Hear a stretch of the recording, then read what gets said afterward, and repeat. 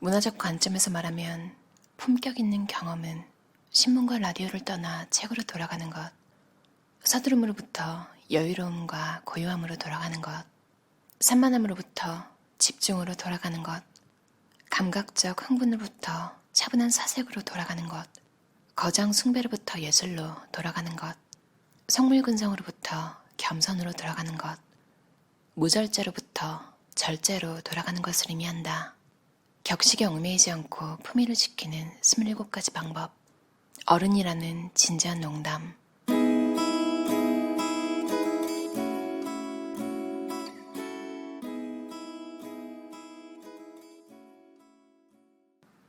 일상이야말로 우리에게 닥친 도전이다. 그리고 배우자와 동료, 자기 자신을 상대할 때처럼 매일매일 행하는 일만큼 중요한 것도 없다. 화려한 주목을 받는 극적 순간들이 아닌 이런 일상에서 우리가 어떤 사람인지가 결정된다. 중요한 것은 우리를 둘러싼 소우주, 우리가 직접 영향을 줄 수 있는 주변 세계다. 거창한 계획일랑 잊어버리고 우선 작은 계획에 집중하자. 거창하게 초석을 세우는 데에 관심을 두기보다는 당신이 세운 계획 가운데 하나라도 제대로 마무리하라. 아름다움이 승리한다. 피렌체 격언. 자유는 나를 지배했던 우상과 결별할 때 얻는 것이다. 나를 지배했던 우상과 결별할 때 자유가 시작된다. 금욕 생활자로 지내기란 어려운 일이 아니다. 자신에게 어떤 것도 허용하지 않기로 한다면 게임의 규칙은 아주 단순해진다. 마찬가지로 완전한 무절제를 실천하기도 쉽다. 정말 어려운 것은 절제뿐이다. 절제가 우리에게 얼마나 좌절감을 안겨주는지는 늦어도 1월 중순 새해 계획이 올해도 어김없이 수포로 들어갔다는 현실과 마주할 때마다 경험하는 일이다. 내가 거창한 계획을 썩 신뢰하지 않는 것도 그 때문이다. 지금 도넛이 필요해 라고 외치는 호머 심슨 같은 욕구를 느낄 때 거기에 굴복할까 말까 선택할 수 있는 자는 자유로운 사람이다. 언제 어디서나 허용된 한도를 넘어 제멋대로 사는 자는 결국에 가서 권태를 느낄 것이다. 반복되는 무절제는 더 이상 효과를 주지 못한다. 무절제는 예외적이라는 속성을 갖기 때문이다. 시도 때도 없이 예외적인 상황을 만들어내려고 한다면 실패할 수밖에 없다. C.S. 루이스는 절제에 관해 언급하며 무엇보다 2가지 점을 안타깝게 여긴다. 첫째는 절제를 제대로 실천하는 사람이 그렇지 못한 사람을 업신여긴다는 점이다. 가령 담배를 끊는 경우처럼 뭔가를 포기한 사람은 갑자기 모두가 금연하길 바란다. 루이스에 따르면 누군가는 고기나 맥주, 영화 등 온갖 것들을 포기할 수 있다. 하지만 이것들이 그 자체로 악하다고 주장하고 이를 즐기는 타인을 경멸하는 순간 그는 잘못된 길로 빠지게 된다. 둘째, 절제라는 말 육체적인 것, 특히 술과 음식으로 제한함으로써 우리는 본질적인 것을 놓치게 되었다. 성경의 언어를 사용하자면 누구나 살면서 여러 우상을 섬기는데 자유란 그런 우상과 작별할 수 있는 능력을 말한다. 삶이 선사하는 것들을 즐기되 거기에 얽매이지 않는 태도야말로 인생을 살아가는 데 필요한 기술이다. 여기서는 뭔가를 포기하거나 간섭받는 것이 아니라 모든 것으로부터 적절한 만큼만 취한다는 점이 중요하다. 바텐더가 올드 패션드 칵테일을 만들기 위해 앙고스트라 비트 한 방울과 갈색 각설탕 한 조각만을 사용할 때 규칙으로부터 간섭을 받는다고 느끼진 않을 것이다. 배합을 달리하면 칵테일 맛이 이상해지기 때문이다. 내 삶에 질서를 부여한다는 것. 토마스 아퀴나스에 따르면 절제하는 능력은 보람된 삶을 위해 반드시 필요한 것이므로 핵심 덕목 가운데 하나라 할 수 있다. 자신을 누구보다 더 사랑하는 자는 수호자에서 파괴자로 변하면서 자기 본성을 놓치게 된다. 아퀴나스에 따르면 인간의 본질적 의미는 맹목적으로 나를 찾는 것이 아니라 나의 좁은 한계를 벗어나 온전한 참된 현실을 보는 데 있기 때문이다. 이웃을 향해, 지고한 것을 향해 말이다. 철학자 슬라보의 지적에 따르면 기독교의 위대한 역설은 죄악 및 원죄와 마주함으로써 인간의 도덕이 탄생했다는 점이다. 지적은 묻는다. 어째서 하느님은 아담과 이브에게 인식의 나무에서 열매를 따먹지 말라고 엄중히 경고했을까? 그것은 자유로운 결정을 통해 비로소 우리가 도덕적 존재가 되기 때문이다. 오직 자유로운 결정만이 윤리와 같은 것을 탄생시킨다. 자유가 없으면 윤리도 없는 법이다. 어른은 하고 싶은 말과 해야 할 말을 구분할 수 있는 존재다.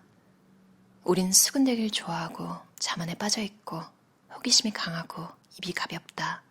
이런 고백을 통해 비로소 그런 성향을 다스릴 수 있다. 오늘날 인터넷이 주는 가능성을 생각하면 이런 인정과 고백은 그 어느 때보다도 절실해졌다.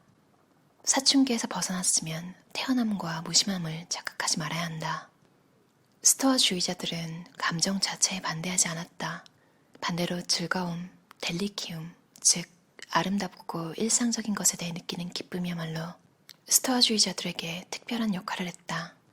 이들에게 중요한 것은 감정의 차단이 아니라 되도록이면 부정적인 감정을 피하고 슬픔, 후회, 노여움, 두려움 따위에 적절히 대처하는 것이었다. 세네카는 슬픔이란 피할 수 없지만 진정시킬 수 있는 재채기 같은 반사 반응이라고 말하면서 절망에서 벗어나 삶의 아름다움을 깨닫고 즐기는 방법을 제시한다. 스토아주의자들에 따르면 사람들이 겪는 고통은 대부분 자업자득의 결과다. 자신이 누리는 것이 얼마나 소중한지 제대로 모르기 때문이다. 중요한 것은 세상을 개선할 수단을 찾는 것이 아니라 자신으로부터가 정직한 사람으로 바뀌는 것이다. 아울러 직접 나서서 주변의 작은 세계에서 정리정돈에 나서는 것이다. 누구나 각자가 세상에 직접 영향을 끼칠 수 있는 만큼 그런 행동들이 결국 세상을 바꾸게 된다. 스토아주의자들도 개개인의 사회적 책임을 높이 평가한다. 저마다 자신을 유익한 존재로 만들 의무가 있기 때문이다. 스토아주의자들은 세계를 세 부분으로 나눈다. 즉, 우리가 통제할 수 있는 부분, 조금 통제할 수 있는 부분, 전혀 영향을 미칠 수 없는 부분이다. 첫 번째의 경우 그다지 고민할 필요가 없다. 우리 손안에 있는 영역이기 때문이다. 마지막 부분도 신경 쓸 필요가 없다. 우리의 영향을 벗어나 있기 때문이다. 남은 것은 중간에 있는 아주 작은 영역인데 나 자신, 자식 교육, 덕을 닦는 일과 같이 어느 정도 통제가 가능한 부분이다. 실제로 이런 처방법을 따를 경우 많은 고통을 피할 수 있을 것이다. 스토아주의자들의 최고 목표는 고통으로부터 초연한 삶이다. 고통 없는 삶이란 과연 바람직한 것일까? 고통도 삶의 일부다. 고통을 통해 비로소 기품 있는 삶이 가능하기 때문이다. 어려움도 삶의 일부이고 고통도 나의 것이다. 기분이 엉망이면 상황이 지금보다 훨씬 더 안 좋을 수도 있다고 상상해보라. 어두움 없이는 밝음도 존재하지 않는다. 평온, 쿨함, 태어남 같은 가치들도 물론 멋지고 좋다. 그러나 고통 앞에서 초연한 척 꼼짝도 하지 않는다면 또는 정반대로 고통을 깡그리 없앨 수 있다고 착각한다면 당신은 어딘가 잘못된 길로 들어선 것이다. 리셋 버튼은 그런 순간을 위해 존재하는 것이다. 행복은 요구할 수 있는 것이 아니니 다만 감사하라. 삶이 버거울수록 고마운 순간을 찾아라. 좋은 삶을 요구할 권리는 없다. 하지만 좋은 삶을 위해 투쟁할 의무는 있다. 감사함은 연습할 수 있다. 감사함이야말로 행복의 열쇠다. 우리에게 행복을 요구할 권리란 없다. 대신 감사하는 것은 연습할 수 있다.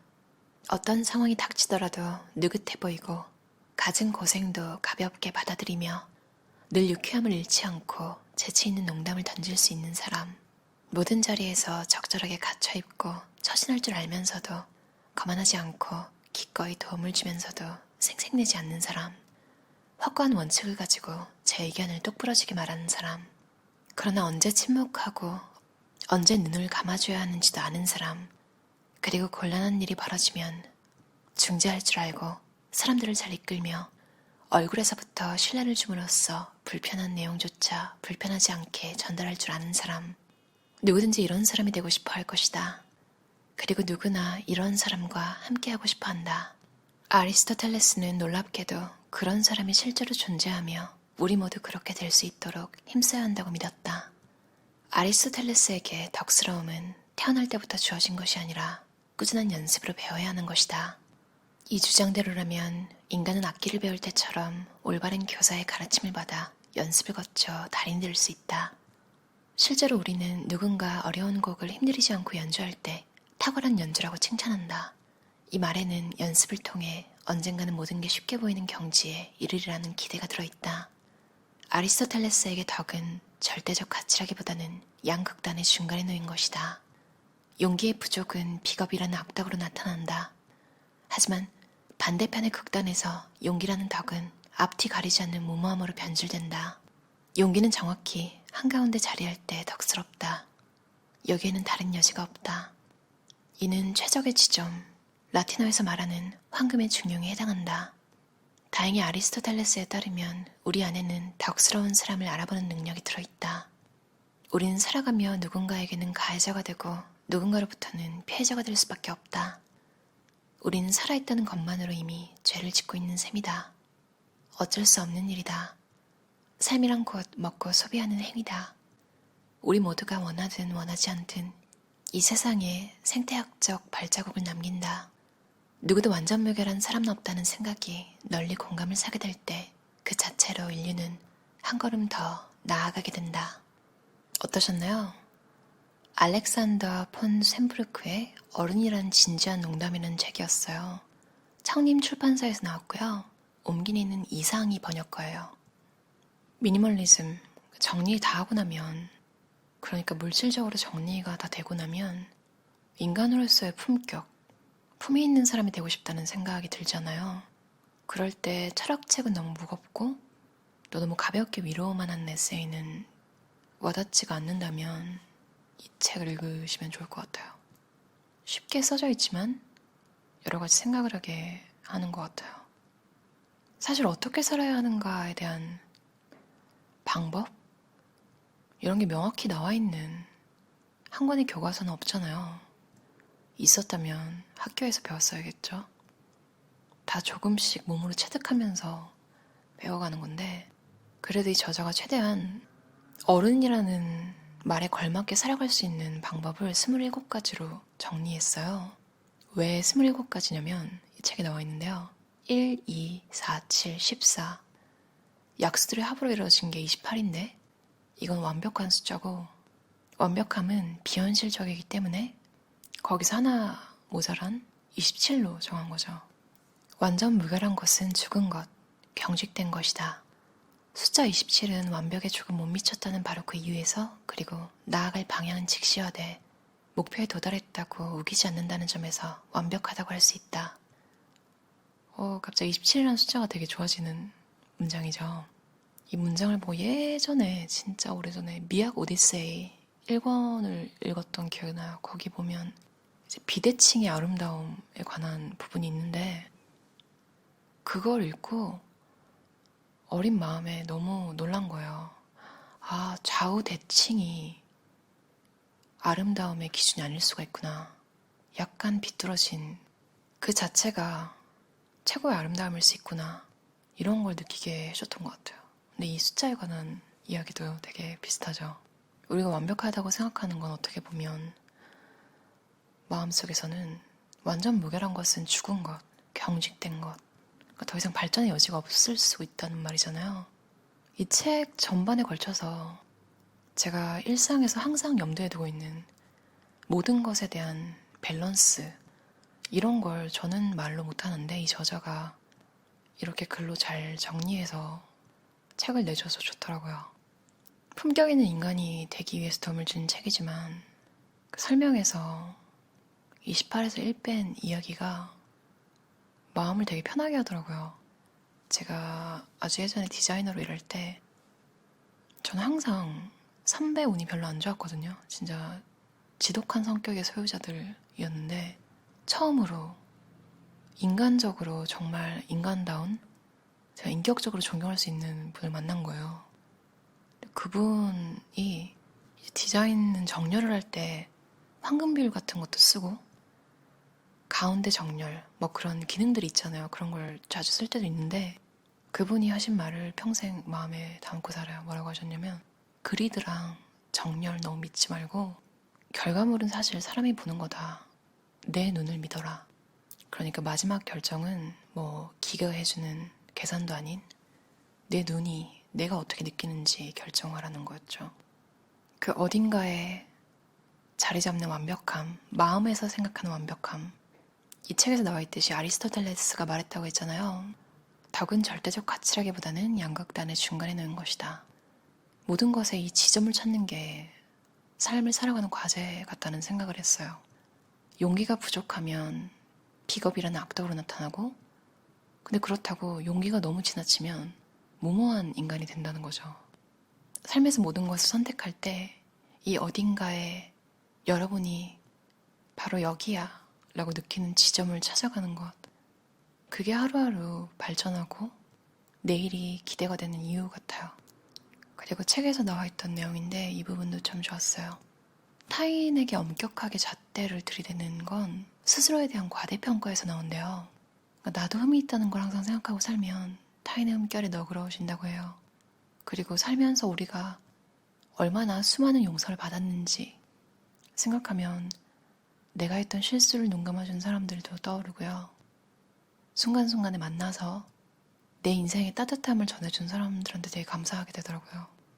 용서와 관대함이 없다면 우리는 살아가며 자주 매우 곤란한 상황에 빠지고 말 것이다. 흉내낼 수 없는 기쁨은 오직 너그러움에서만 나온다. 정말 살아가면서 기억에 남는 사람들은 다 너그러움, 관대함이 있었던 사람들인 것 같아요. 나와 다른 사람이 함께 행복할 수 있는 최적의 지점이 어딘지 생각하는 삶, 그리고 어른이라는 단어가 어색하지 않은 사람이고 싶다, 이런 생각을 했어요. 그럼 오늘도 들어주셔서 감사합니다. 편안한 저녁 시간 보내세요.